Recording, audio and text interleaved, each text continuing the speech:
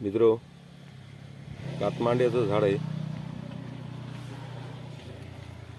याला आमच्या भागामध्ये कातमांडा असं म्हणतात. बघा, अशा प्रकारचं हे रोपटं आहे.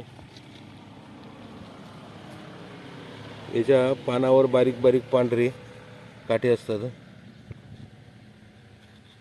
खरबड पानं.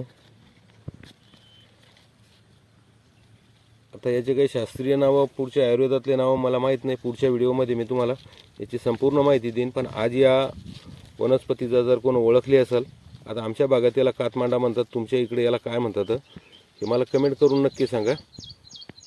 बघा, या अशा प्रकारचं झाड आहे. याच्या संपूर्ण खोडावर काटे असतात. बघा, तुम्हाला दिसत असेल पाठीमागून पूर्ण पानावर काटे येतं. बारीक खरबडीत पानं आहे त्याची.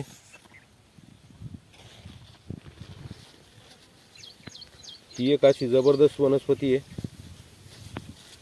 अनगिनत फायदे आहे तिचे. पण तुम्हाला एक महत्त्वाचा उपाय मी सांगतोय. आपण रस्त्यानं चालताना जर कुठं एखाद्या वेळेस काही पडलो, काही जखम झाली, काही लागलं,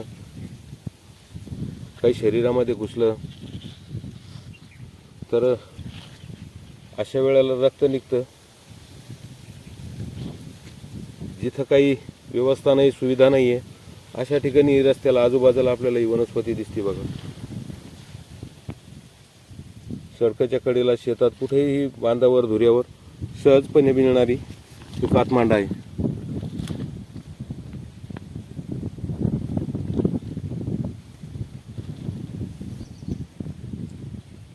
माणसाला जखम झाली तर याचे पानं घ्यायचे भावानो.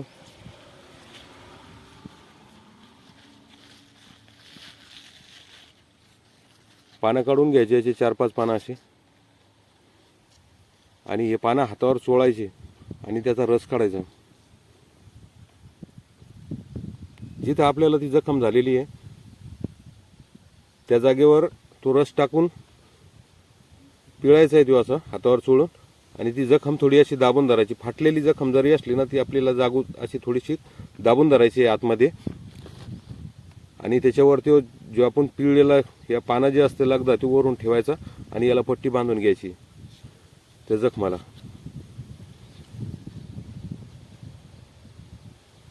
मित्र, तुम्ही 2 ते 3 वेळ दिवसभरात जर 2दा-3दा पट्टी केली का नाही, 2दा जरी केली संध्याकाळपर्यंत, आणि 2-3 पट्ट्या जर केल्या याच्या,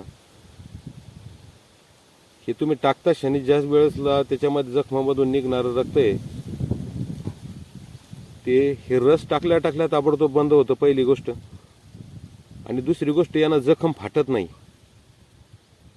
तुम्ही जर एकदा ती अशी दाबून जखम त्याच्यावर जर तो पाला बांधून पॅक करून घेतला तर ती जखम फाटत नाही. मित्र, यानं हे जागेवरच असं आतून जखम भरून आणतंय. त्याच्यामुळं याची जखम भरून आल्यानंतर तिचा वण पण काही दिवसांना दिसत नाही.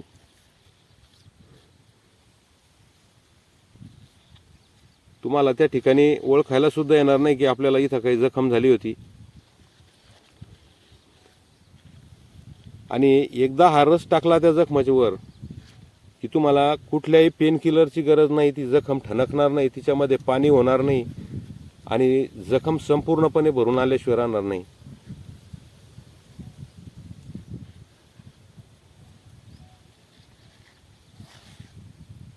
आणि सहसा आपण काही इलाज करताना पाहतोच, बरेच दिवस लागतात जखम भरून यायला. पण 2-3 दिवसामध्ये तुमची कशी जखम जरी असली तरी 3 दिवसामध्ये यानं चांगल्या प्रकारे सुकून जाते आणि ती बरी व्हायच्या दिशेनं सुरुवात करते. तुम्हाला काही दिवसामध्ये याच्यामधून पूर्णपणे जखम बरी झालेली पाहायला मिळेल. मित्र, जबरदस्त वनस्पती आहे. आणि ही पावसाळ्यापासून हिवाळ्यात, पावसाळ्यात, हिवाळ्यात, उन्हाळ्यात पण कुठं कुठं पाण्याच्या ठिकाणी सापडू शकते, भेटू शकते. याची ओळख करून घ्या.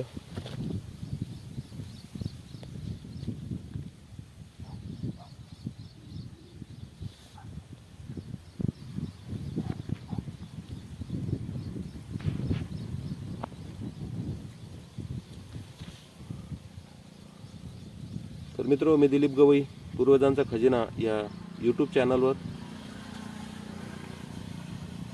तुम्हाला या वनस्पतीची ओळख करून दिली. भावांनो, व्हिडिओ आवडला तर लाईक कर जा. अशाच नवीन नवीन माहितीसाठी आपल्या चॅनलला सबस्क्राईब करून घ्या. बेल आयकॉनला क्लिक करा आणि व्हिडिओ जास्तीत जास्त शेअर करा. भेटूया अशाच एका नवीन औषधीच्या शोधात पुढच्या व्हिडिओमध्ये.